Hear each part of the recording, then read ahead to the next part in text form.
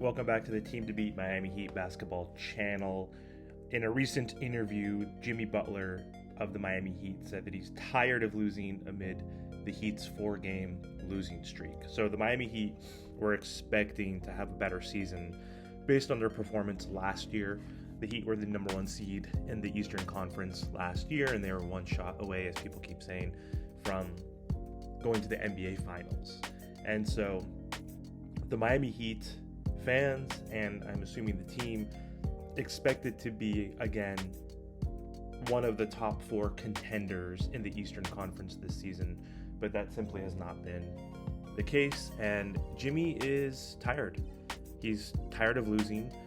He has missed quite a few games this season, which hasn't helped, and there's been a few games where he's shown a lack of energy and enthusiasm, but the last few games he's been trying harder on both ends, been very efficient, and has had 2 good games against the Bucks and the Hornets, but he lost to both of those teams.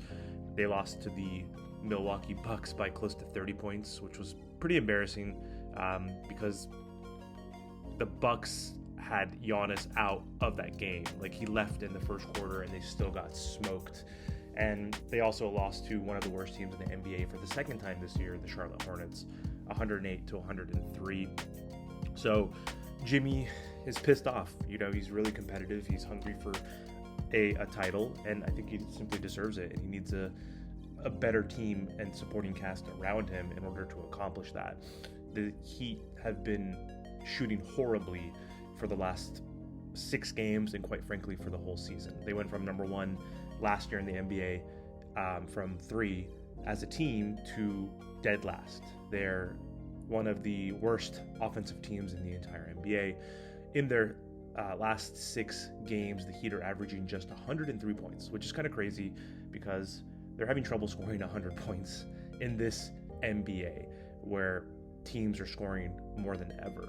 So Jimmy told reporters recently, "I'm tired of losing," after Miami's losing streak extended to 4, again with Saturday's 108-103 defeat to the Charlotte Hornets. "We got to figure this out very, very quickly," said Jimmy Butler. So while the first 3 losses for the Heat, came to playoff teams like the Nuggets, the Nets, and the Bucks, Saturday's loss again came from one of the worst teams in the NBA. And the Heat were down by 22 points in the first half. So they had to fight back just to be in the game. So again, super embarrassing. The Heat are now 32-29 as a result, which is 7th place in the East. And now they're in position to be in the play-in game, right? So they might even potentially miss the playoffs entirely after being the number 1 seed. And that's only losing 1 player. The Heat lost just PJ Tucker. They've pretty much brought back the same team. And so they haven't had major significant injuries where one of their star players has been out for most of the year or the entire season. So I'm frustrated too as a Heat fan. I understand where Jimmy's coming from. Still 21 games remaining for the Heat to make up that 2.5 game difference when it comes to the 6th seed. So the Knicks are now 2.5 games ahead. And so I think the Knicks possibly might squander that position. So I really want the Heat to be at least the 5 or 6 seed so they can avoid the play-in.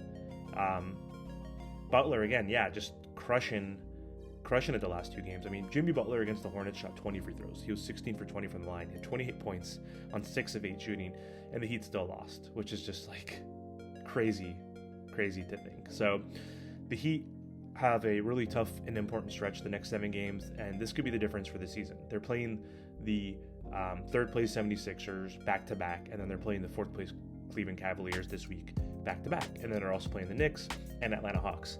Hawks are in 9th seed, I believe. So super difficult stretch that's continuing for the Heat. The Heat need to step it up, and the scrub role players, undrafted guys who have been shitting the bed the whole season, need to step up. Max Strus needs to shoot better. Gabe Vincent has proven that he's not the point guard that we need. So as much as I've mentioned that Kyle Lowry's washed, his absence is impacting the Heat, honestly. So Gabe Vincent is not that guy.